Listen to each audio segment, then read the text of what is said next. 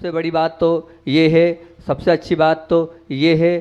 सही बोल रहा हूँ ना? मेरी ज़बरदस्ती से तो कोई नहीं आया था ना, मन से आए हो ना सब लोग? बहुत अच्छा, मन से आए, ये बहुत बड़ी बात होती है, ये अपने आप में बहुत बड़ा आपने काम किया है। और अब बात कर रहा हूँ 10 सन की 10 पुत्र की। टेंशन है कैसा, दिन भर में बिना किन किन बातों पर टेंशन होता है। एग्जाम्पल प्रैक्टिकल लाइफ का आपको लेता हूँ मैं। मान लीजिए यहाँ बहुत सारी माताएं बैठी हैं, और मान लो उन माताओं और बहनों में से कोई भी जो माता हैं वो बहुत अच्छा कुछ आजकल खूब यूट्यूब चला है, और यूट्यूब पे क्या है कि आजकल की माताएं देखती है और नाश्ता आदि या कुछ नई चीज़ें सीखती हैं, है ना? बिल्कुल एकदम प्रैक्टिकली आप लोगों के बीच की बात आप लोगों के बीच में रख रहा हूँ। अब सीखा आपने और उसको आपने मान लो बनाया हैगा, और बनाने के बाद क्या हुआ, और बनाए भी ऐसा नहीं है भैया बनाने के लिए यहाँ से सामग्री बुलवाई, वहाँ से सामग्री बुलवाई, पूरा उसको देखा और 1 घंटे पहले उठ गए। उठते इतनी बजे, लेकिन वो बनाना है तो 1 घंटे पहले उठ गए। और फिर उसके बाद क्या है, बहुत मन पूर्वक उसको तैयार किया, और तैयार करके बाद आपने अपने पतिदेव को और अपने और भी अन्य लोगों को उनको परोसा। परोसने के बाद जो है, और फिर आपने उनने खाया। खाने के बाद वो कुछ नहीं बोले, और फिर आपने पूछ लिया क्यों वो आपको नाश्ता वो कैसा लगा, क्या कैसा लगा, वो जो नाश्ता है वो कैसा लगा। अब उन्होंने इतना सा बोल दिया, हाँ ठीक था, पर जो बड़ी भाभी बनाती है ना वो थोड़ा सा अलग ही टेस्ट रहता है, और माँ का भी थोड़ा सा कुछ अलग ही टेस्ट रहता है। बस इतना सा कहा, उसके बाद हमारे लिए तो जैसे जीवन का सब कुछ चला गया। उन्होंने छोटी सी एक लाइन में अपनी बात समाप्त कर दी, पर उस एक लाइन को हमने 500 लाइन का बना दिया। अरे मेरी कोई रिस्पेक्ट ही नहीं है। कितना भी अच्छा करो, कितनी भी मेहनत करो, सुबह से उठें, मेरा कोई वजूद ही नहीं है, मेरी कोई कीमत ही नहीं है, मेरे हाथ का पसंद नहीं आता तो लायक आए के लिए मेरे को है, किस लिए मेरे से शादी करी है उन्होंने? जब उनके ही हाथ का खाना है वही बनाए ना, वही खिलाए ना, वही सब करे ना। मैं मेहनत करूँ, मैं सब करूँ, उसके बाद भी इतना करने के बाद भी थोड़ा बहुत भी ये नहीं कि बहुत अच्छा बनाया, बढ़िया बनाया, अच्छा किया, ये किया, वो किया। अब बस इसी बीच मान लो किसी का फ़ोन आ गया, तो बस उस फ़ोन पर नमक मिर्च लगाकर इतनी सी बात को इतना बड़ा कर दिया। मतलब टेंशन था नहीं, टेंशन बनाया। टेंशन नहीं था, टेंशन हमने बनाया। उन्होंने तो छोटी सी बात कर कर अपनी बात को ख़त्म कर दिया, लेकिन हमने उस छोटी सी बात को कितना बड़ा बना दिया। इतना तो सोचना था हमें कि हमने जो बनाया था पहली बार बनाया है, शायद अच्छा नहीं बना होगा, अब अच्छा बनाने का मैं आगे प्रयास करूंगी। एक बार और मम्मी से भी सीख लेती हूँ, एक बार बड़ी भाभी से भी सीख लेती हूँ, एक बार छोटी बहू, और उसमें भी अगर मान लो कोई छोटी वाली भाभी हो, छोटी वाली बहू हो, वो कह दे तो फिर तो काम ही खत्म हो गया। वो कल की आई है, वो सिखाएगी मेरे को, वो अच्छा बनाती हैगी। अब बताओ, अरे भैया अपनी अपनी क्वालिटी, अपना अपना पुण्य है, लेके आया है, हो सकता है उसके हाथ में वो क्वालिटी है। अब आप मार्केट में जाते हो, 4 कचौरी वाले होते हैं, लेकिन एक ही कचौरी वाले क्या भीड़ क्यों रहती है? अब पुण्य लेके आया है सामने वाला कि उसकी कचौरी में दम है, तो आप वहीं जाते हो। जब वहाँ जाते हो तो ऐसे ही सामने वाला पुण्य लाए, एक्सेप्ट करो ना, अपना पुण्य बढ़ाओ ना, कि ठीक है मैं सीखती हूँ और प्रयास करूँगी और अच्छा बनाने का करूँगी। अपने आप आपकी जो गलत धारणा है, वो गलत विचार है, वो निकल जाएंगे, मन आपका जो खराब होने। लेकिन हम इतना ऐसा नहीं सोचते हैं। हम तो ये सोचते हैं कि सामने हमने जो किया है उसकी प्रशंसा ही होनी चाहिए। कान भूखे हैं तारीफ के, एक कान प्रशंसा के भूखे। मतलब टेंशन जब होता है जब आपके मन का नहीं होता है। खुली बात, टेंशन कब होता है? कब होता है? जब आपके मन का नहीं होता है। मतलब टेंशन का कारण दूसरा नहीं, आपका मन है। टेंशन का कारण दूसरा नहीं, कौन है? कौन है? आपका स्वयं का मन है। बिल्कुल मान के चलना, आपका स्वयं का मन ही टेंशन का कारण है। मान लीजिए शादी हुई, और शादी होने के बाद 2 अलग अलग आत्माओं का मिलन हुआ। अब दोनों के संस्कार अलग अलग हैं, दोनों की धारणाएं अलग अलग हैं, और दोनों को एक दूसरे के अपने हिसाब से चलाना चाहते हैं। और जब दोनों एक दूसरे के हिसाब से नहीं, तू मेरे हिसाब से चल, वो कहता तू मेरे हिसाब से चल। जब दोनों अपने अपने हिसाब से दोनों को चलाना चाहते हैं, और फिर जब वो एक दूसरे के हिसाब से चलते नहीं हैं, तो रुपेश से पूछो कैसा टेंशन होता है। तो फिर टेंशन हो जाता है, और फिर टेंशन हो जाता है तो फिर बस बात खत्म हो जाती हैगी। तो टेंशन का मामला ये, हम एक दूसरे को अपने हिसाब से चलाना चाहते हैं। अब मान लीजिए अब दो के बीच में कोई तीसरी आत्मा आ गई, अब कोई तीसरा आ गया, वो तीसरा कौन? हमारा ही तो खून है भैया, हमारे ही तो बेटा है, हमारी तो बेटी है। अब वो उसको हम चाहते हैं वो हमारे हिसाब से चले, है ना, हम जैसा चाहते हैं उसको चाहते हैं। अब ये भूल गए कि वो आज आपका बेटा बना है, वो आज आपकी बेटी बनी है, लेकिन अनेक जन्म के उसके संस्कार पूर्व के भी तो हैं। मान लो कभी आपने चोरी नहीं करी, कभी आपने झूठ नहीं बोला, कभी आपने किसी प्रकार से किसी को धोखा नहीं दिया, लेकिन अब वो आपकी संतान है, बिल्कुल विपरीत है। आपने पाउच नहीं खाया, आपने कुछ गुटखा नहीं खाया, आपने तंबाकू नहीं खाया, आपने ड्रिंक नहीं किया, आपने सिगरेट नहीं पी, लेकिन भैया आपने नहीं किया, बहुत अच्छी बात है, लेकिन अब वो तो कितने जन्मों के पूर्व संस्कारों को लेकर आपके घर में आया है। आया तो आपका ही है, लेकिन पूर्व संस्कार कितने माता पिता उसके बन चुके हैं, वो विचार करो ना। बताओ आप क्यों फालतू में टेंशन करते हो? उस जीव के अनेक भवों के संस्कार छूट जाएंगे, पर कब छूटेंगे? तो आप इतना करें महाराज जी कि हम विचार नहीं करें, कि हम टेंशन नहीं करें, हमारे खून है, करो, करने का मना नहीं है, लेकिन आचार्य श्री जी बोलते हैं कर्तव्य तो करो पर विकल्प नहीं करो। आप आचार्य श्री का सेंटेंस से बार बार बोलता हूँ मैं, हमेशा बोलता हूँ मैं, आप अपना कर्तव्य करो पर कर्ता मत बनो। क्या बोल रहा हूँ? या जितने माता पिता बेटे सुन लो ध्यान से, आप अपना कर्तव्य करो, कर्ता मत बनो। आप कर्ता बन जाते हो इसीलिए टेंशन में जाते हो। अरे मेरा कर्तव्य मैंने समझा दिया, वो जाने उसकी, वो जाने, भाड़ में जाए वो, कितनी चिंता करूंगा मैं मेरी चिंता करूँ ना कि मेरा मुझे क्या करना है। बहू जैसी है, जो है, जैसा है, वो खत्म कहानी, है ना। बेटा जैसा है, जो कर रहा है वो जाने, लेकिन हाँ मेरा एक बार कहने का काम है, मैं उसको कहूँगा, समझाऊंगा, बताऊंगा, अब वो नहीं मान रहा है, वो जाने, आप निर्विकल्प हो जाओगे। लेकिन दिन रात वो ऐसा है, वो वैसा है, ऐसा करता है, वैसा करता है, मेरी तो किस्मत फूटी, ऐसा पति मिला, मेरा तो ऐसा ठीकरा फूटा, ऐसा बेटा मिला है, और वो नहीं है तो वैसे ही बोल बोल के आप ऐसा बना देते हो, बार बार वही वही चीज़ बोलते हो, वही वही करते हो, तो वो नहीं है भी वैसा, परंतु कैसा? वैसा आपने बना दिया है आपके बार बार बोल में। इस चीज़ को बार बार बोलता हूँ कि भैया वो वैसा नहीं था, वो वैसा नहीं है, लेकिन आपने वैसा बना दिया है। बार बार उसको रिवाइज करके, बार बार उसको वैसा बोलकर, बार बार उसका चिंतन करके हमने वैसा उसको बना दिया है। क्यों आप वैसा बना रहे हो? क्यों आप ऐसा कर रहे हो? क्योंकि हम जैसा बोलते हैं निश्चित वैसे के वैसे संस्कार उसमें पड़ेंगे, निश्चित ये मान के चलना। तो हमें नहीं बोलना किसी से भी कि आप कैसे हो, हमें आप तो अच्छे हो, यही हमें बोलना है, जैसा भी हो हम अपना कर्तव्य करें। इसलिए मैं तो इतना ही बोलता हूँ, टेंशन लेना, टेंशन बनाना और टेंशन रखना सब हमारे हाथ में है। अगर हम अपना जीवन प्रसन्नता के साथ जीना चाहते हैं तो जो भी जितने भी सब संसार में जितना भी मिलता है उसमें आपको क्या करना है? उस संसार में आपको असारता का अनुभव करना है, और कुछ जो सब कुछ है उसको स्वीकारते जाओ, जो हो रहा है उसमें होने दो, विकल्प मत करो। आप जितना विकल्प करोगे उतना विकल्प बढ़ता चला जाएगा, बढ़ता चला जाएगा। आपका ये जो विकल्प है ये आपके जीवन को और द्वंद्व में डाल देगा, और विकल्पों में डाल देगा, और अपने आप के परिणामों को नीचे गिराते जाएगा। नहीं करना हमें विकल्प, क्या करें महाराज? कुछ नहीं है, सबसे अच्छा है स्वीकार कर लो, मान लो, छोड़ दो, निकाल दो, बाहर कर दो, आया गया कर दो, सब ठीक हो जाएगा। काय को टेंशन लेते हो? बिल्कुल नहीं। और जीवन को अच्छा बनाने के लिए आपको क्या करना पड़ेगा? 10 पुत्र, इन 10 पुत्रों पे 10 दिन प्रवचन कर सकता हूँ। अभी थोड़ी थोड़ी बात बोल रहा हूँ इन 10 पुत्रों के लिए, क्योंकि अभी अपने पास समय नहीं है। 10 पुत्रों की बात आपके बीच में रखना है, अभी समय नहीं है। थोड़ा थोड़ा इन 10 पुत्रों को मैं आपको क्या इंट्रोडक्शन दे देता हूँ, फिर आने वाले समय में इन 10 पुत्रों के विषय में बात करूँगा कि ये जो 10 पुत्र कौन से हैं, कैसे हैं, किस प्रकार के हैं। क्योंकि अभी तो अपने को कितने महीने रहना है? 4 महीने रहना है। एक ही दिन में सब बता दूंगा तो काम कैसे चलेगा?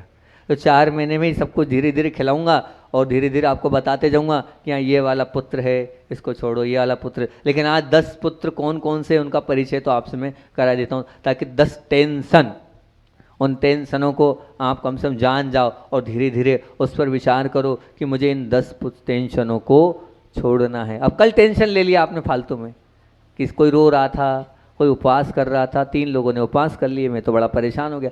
अरे भैया, साधु हैं, तप करने के लिए हैं, ये चातुर्मास तप करने के लिए तो है। कल हमने वत्ती परिसंख्यान खुला खुला बोल दिया था, पूरे मन से उद्घोषणा कर दी थी कि भाई हमारा वत्ती परिसंख्यान तप है। उस वत्ती परिसंख्यान तप को हम अगर मिलेगा तो हमारा पुण्य होगा, और नहीं मिलेगा तो कोई बात नहीं, है ना। अब हम क्या करें, हमने तो पूरी परीक्षा करी थी और पूरा मनोभाव बनाने के लिए हम निकले थे कि कहीं हार मिल जाए मिल जाए मिल जाए, लेकिन क्या नहीं मिला, तो हमारा लाभांतराय कर्म का क्षोभसम नहीं था, इसलिए हमें नहीं मिला। बाकी आप लोगों की कोई गलती नहीं है, ये धारणा नहीं बनाना कि हमने कम चुके लगाए तो नहीं, नहीं नहीं, ऐसा कुछ भी भाव नहीं है। जितना लगाया ऐसा कोई प्रेशरली नहीं है मेरा कि आप पूरे लगाओ। भाई ये तो मैं इसलिए बार बार बोल रहा हूँ, लगाओगे तो आपका पुण्य बढ़ेगा। मेरा कुछ भी नहीं कि आप शुद्ध भोजन बनाओ, बनाना सबको ही है, लेकिन आप बनाओगे तो ऐसा मौका आपको कहाँ मिलने वाला है भैया, ऐसा आपको कोई बताने वाला है? बताओ, कल भी 29-30 लोगों के शुद्ध भोजन थे लगभग। 30 लोग, क्या माहौल था वो, चतुर्थकालीन जैसा माहौल बासा नगरी में था, आनंद ही अलग आ रहा था कल। अब ऐसा आनंद आपको कभी मिलेगा क्या? पूरी वीडियो पूरे वायरल हो गई, बहुत बढ़िया, अच्छी बात है, करो वायरल। ये आपके गांव की प्रभावना हो रही है कि बासा जैसे छोटे गांव में भी एक महाराज जी, एक शुल्लक जी और एक एलक जी के लिए शुद्ध भोजन के लिए 30-30, 35-35 इतने सारे चौके लग रहे हैं, इतने सारे शुद्ध भोजन के लिए लोग तैयार हो रहे हैं। और मैं तो ये चाहूँगा कि चातुर्मास में अपनी भावना रख रहा हूँ, मैं ज़रूरी नहीं, प्रेशर नहीं कर रहा हूँ, लेकिन मैं भावना रख रहा हूँ कि एक ना एक दिन जो दिन आप बनाओ वो एक ना एक दिन ऐसा आ जाए, एक ना एक दिन ऐसा आ जाए, चाहे वो एक ही दिन आ जाए कि एक भी वो इतिहास रच जाएगा कि बांसा का एक भी घर ना छूटे। बांसा वालों, अगर मेरी आप लोग पूछो इच्छा, कल आप लोगों से मैंने कहा था अपनी इच्छा, तो मेरी तो यही इच्छा है बांसा वालों कि वो एक ना एक दिन ऐसा आ जाए कि गांव का एक भी घर ना छूटे और हर घर में शुद्ध भोजन हो। तो मैं समझूंगा कि वास्तविकता में मैंने मेरा चातुर्मास सार्थक कर लिया, और मेरे गुरु ने भेजा था तो निश्चित तौर से ऐसी बात के लिए भेजा था। मैं अपने आप को धनभागी और पुण्यभागी मानूंगा कि वास्तविकता में मैंने वो चतुर्थ काल इस बासा में लाके खड़ा कर दिया। लोग बोलते हैं ऐसा होगा क्या, अभी माता जी थी आई, हमारी परमार्थमती जी और स्वस्थमती जी नौहटा नगर में आई, योग पुण्य योग था, चातुर्मास के लिए आई। और चातुर्मास के लिए जब वहाँ पर आई तो वहाँ पर मुझसे एक बात बोली, बोले महाराज जी रात में वैयावर्ती करने महिलाएं आई थी, हाँ तो आपकी बहुत बुराई कर रही थी। मैंने कहा कोई बात नहीं, बुराई कर रही, हम बुरे हैं तो बुरे करेंगे ही करेंगे। बोले ये कौन सी बात हुई है कि, बोले वो महाराज कैसे महाराज हो गएंगे, ऐसा होता है क्या, ऐसी शर्तें रखते हैं चतुर्मास में कि इतने चौके लगेंगे। तो मैंने माता जी से कहा मुझे चौका तो एक ही चौके में भोजन करूँगा, मैं 70 चौके में भोजन नहीं करूँगा, मैं तो उन 70 लोगों का पुण्य बढ़ाने की बात कर रहा हूँ। मुझे क्या 70 चौके की फिक्र है, मुझे 70 चौके नहीं चाहिए, मुझे तो ये चाहिए कि उनका वो धर्म ध्यान हो जाएगा, वो पाप में लगे हैं 4 महीने पुण्य में लग जाएंगे, वही रोटी वही चिकला वही बेलन वही सब कुछ वही हैगा, लेकिन वो 4 महीने उनका शतिशय पुण्य बढ़े, ये मैं इसी भावना के साथ वहाँ पर जो है वो ये भाव रखता हूँ। और इसी भावना से एलोरा चतुर्मास किया, और बाद में उन्हीं लोगों ने बोला आनंद आ गया महाराज जी, चतुर्मास तो प्रतिवर्ष होते आए, इतने साधु आके चले गए, पर जो माहौल आप 9:30 बजे बनता था, पूरी पब्लिक पीछे पीछे चल रही है कि कहाँ होगा क्या होगा कैसे होगा, तो वो अलग ही माहौल था। आपको बताएं, पाटनी जी आए थे, अशोक जी पाटनी जी का चौका हर वर्ष आता है, प्रतिवर्ष जब से मैं बाहर हुआ हूँ तो वो अशोक जी की धर्मपत्नी हमेशा शुद्ध भोजन लेकर आती हैगी। और इस बार उनका शेड्यूल बहुत टाइट था, वो बहुत कम दिनों एक दिन रुक रही थी। समय सागर जी पास एक दिन, योग सागर जी बड़े महाराज आचार्य महाराज मतलब इतने एक दिन हमारे पास आए, और आने के बाद उन्होंने पहले ही, उनके यहाँ निकलंक करके एक बालक है, उन्होंने पहले निवेदन कर दिया, बोले वो भैया एक ही दिन का है। मैंने कहा इतना सारा मामला एक दिन में कुछ नहीं होने वाला है, मैं एक दिन में आपके चरण मुश्किलें पड़े, मैंने नहीं कुछ बोला, सब बच्चों ने बोले महाराज जी जो हैं वो अलग ही है, उनका सिस्टम अलग ही है। पहली बात तो विधि रहती है, दूसरी बात तो ये कि वो देख समझ के करते हैं कैसा क्या आएगा और जिसका जैसा पुण्य हो। तो अब पहले दिन रुके, हम उनके आगे से निकल गए, दूसरे दिन रुके, उनके आगे से निकल गए, अब तीसरे दिन तो पक्का था ही कि महाराज जी आ ही जाएंगे, कितना रोकेंगे, क्योंकि वहाँ पर बहुत बड़ा डोनेशन दिया, उन्होंने पूरी बिल्डिंग बनाई, आहारशाला पूरी उनकी तरफ से थी, शिविर पूरा उनकी तरफ से था, पाटनी जी की तरफ से। तो अब उन्होंने कहा तीसरे दिन भी, तो अब तीसरे दिन भी वो खड़े रहें, लेकिन हम ऐसे एक स्थान पर वहाँ पर आहार करने गए जब 25 दिन से शुद्ध भोजन सब हो गए थे और लगा रहा था, और हमारे आहार उस जगह हुए। उस जगह होने के बाद पूरा गांव एक ही बात बोला कि हाँ महाराज जी मानना तो पड़ेगा कि आपने ये बहुत अच्छा किया। तो ये एक बात आप ध्यान रखना कि वहाँ बहुत सारे लोग भी आए थे, बहुत सारे लोगों ने शुद्ध भोजन बनाया, लेकिन जिसका पुण्य था उसके यहाँ हुआ। पाटनी जी पास फ़ोन पहुँचा होगा, तो पाटनी जी ने एक ही बात बोली सुशीला जी से, क्या करूँ, रुकूँ कि नहीं रुकूँ? मत रुकना, उनका कोई भरोसा नहीं है। खुला बोल दिया उन्होंने, मत रुकना, उनका कोई भरोसा नहीं कि एक दिन और रुक जाओ, सब जगह एक दिन रुके, अब मत रुकना। हमने उनको आशीर्वाद दिया, विकल्प नहीं करो, आपने तो अपना काम किया, अपना पुण्य बड़ा ही लिया, मैं बंधूंगा नहीं और ना ही मैं बांध के रखूंगा। तो ये आप मान के चलना, अपनी विशुद्धि और अपनी पवित्रता के लिए आप ये कर रहे हो। मुझे तो एक ही शुद्ध भोजन एक ही जगह करने जाना है, पर आप सबको, अच्छा ये बताओ, सच बताओ, अच्छे से बताओ, जब कल आप लोग वहाँ पर नमोस्तु नमोस्तु करे तो विशुद्धि बढ़ रही थी कि नहीं? बढ़ रही थी ना? बताओ अध्यक्ष जी, बढ़ रही थी ना? तो बस जितने लोगों ने कल शुद्ध भोजन बनाया, डरना नहीं, विकल्प नहीं करना, आपको प्रतिदिन इसी प्रकार से ये 4 महीने में यही माहौल को बनाए रखना है। ये माहौल दिन पर दिन बढ़ना चाहिए। और जो मैंने भावना रखी है आपसे, एक दिन कोई भले कोई सा भी दिन तय कर लेना आप कि यहाँ कोई भी नहीं छूटे, चाहे जो हो जाए। हमारे यहाँ असमर्थता है, हम रिश्तेदार को बुला लें, कोई दिन तय कर लो वो, और वो दिन कैसा दिन हो, वो इतिहास में बहुत ऐसा ऐतिहासिक दिन हो जाए, ताकि आप भी आने वाली पीढ़ी को बताओ कि ऐसा वो दिन आया था कि एक भी घर नहीं छूटा।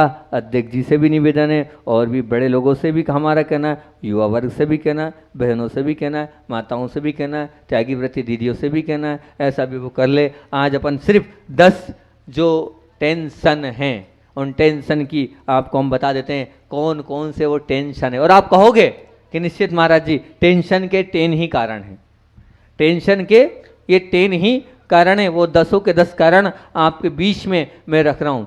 सबसे पहला कारण क्या है टेंशन का? सबसे पहला कारण है अच्छाई नहीं देखना। क्या कारण है टेंशन का? अच्छाई नहीं देखना। दूसरा टेंशन का कारण अपेक्षा रखना। दूसरा टेंशन का कारण है अपेक्षा रखना। तीसरा टेंशन का कारण है अविश्वास। तीसरा टेंशन का कारण है क्या? अविश्वास। चौथा टेंशन का कारण है अभिमान। चौथा टेंशन का कारण है अभिमान। थोड़ी सी कोई क्वालिटी है नहीं, थोड़ा सा दिमाग है नहीं, इसलिए अपने दिमाग पर कभी भी अभिमान मत करना। मुझे सब आ जाता है, मैं जल्दी से बता देती हूँ, कल पता नहीं चलेगा कब कहाँ चला जाएगा और बुद्धि भ्रष्ट हो जाएगी। इसलिए अपने क्षोभ सम पे, अपने दिमाग पर भी अभिमान मत करना, अपने पैसे पर भी अभिमान मत करना, अपनी कला पर भी अभिमान मत करना, अपने रूप पर भी अभिमान मत करना। तो चौथा क्या है? अभिमान। पांचवा है अपमान। पांचवा क्या है? अपमान। आप जरा सी बात में, थोड़ी सी बात में सबका अपमान कर देते हैं, सोचते नहीं, विचार नहीं करते हैं कि मैं क्या कर रहा हूँ। अगर मेरे साथ ऐसा व्यवहार कोई करेगा तो क्या होगा, विचार तो करो हम क्या कर रहे हैं। 5वें नंबर पे है अपमान। छठवा क्या है? अभिनय। अभिनय क्या होलाती छोटी छोटी, हम देख ही नहीं रहे कि हमारे गुरु महाराज हैं, हम देख ही नहीं रहे कि हमारे बड़े हैं, हम देख ही नहीं रहे कि हमारे उपकारी हैं, हम उनकी अभिनय करते चले जा रहे हैं। हम सोच ही नहीं रहे कि इसका क्या होगा। भगवान बनने में सबसे पहले आचार्य कुंद भगवान ने क्या बोला है? उन्होंने विनय मुख्य द्वारा, और हम सबसे ज़्यादा विनयी हैं, हम सबसे ज़्यादा बड़ों की अभिनय करते जा रहे हैं। तो 6वें नंबर पे क्या है? अभिनय। और 7वां क्या है? 7वां है हम हमेशा अपना ही सोचते हैं।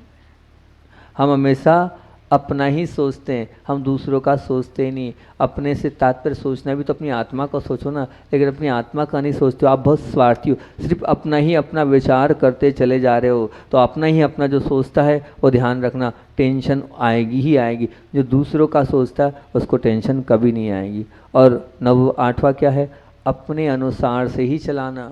बस जैसा मैं बोल रहा हूँ वैसे आपको चलना पड़ेगा। जब ये आप अपने अनुसार से चलाओगे सामने वाले को, और वो जब नहीं चलेगा तो निश्चित ये मान के चलना आपको टेंशन होगा। अरे क्यों अपने अनुसार से चलाने के लिए आप चिंतित हो, व्यथित हो, अपने आप को परेशान कर रहे हो? नहीं, हमें किसी को भी अपने अनुसार से नहीं चलना है, हमें तो अपने स्वयं को अपने अनुसार से अपने आप को चलाना है, दूसरों को अपने अनुसार से चलाने की बात ही नहीं करना है। और 90 नंबर पर अनीति। आप अनीति से धन कमा रहे हो, पैसा कमा रहे हो, अगर वो आ रहा है वो टेंशन का कारण बनेगा। पाप से कमाया हुआ, किसी को दुख देकर कमाया हुआ, पीड़ा देकर कमाया हुआ धन कभी भी आपको सुख शांति का अनुभव नहीं कराएगा, वो टेंशन दिलाएगा ही दिलाएगा। बद्दुआओं से कमाया हुआ, गलत रास्तों से कमाया हुआ धन, ध्यान रखना, वो टेंशन का कारण ही बनेगा। सब करना लेकिन नीति पूर्वक ही धन को कमाना। और 10वां क्या है, 10वां है अत्याचार।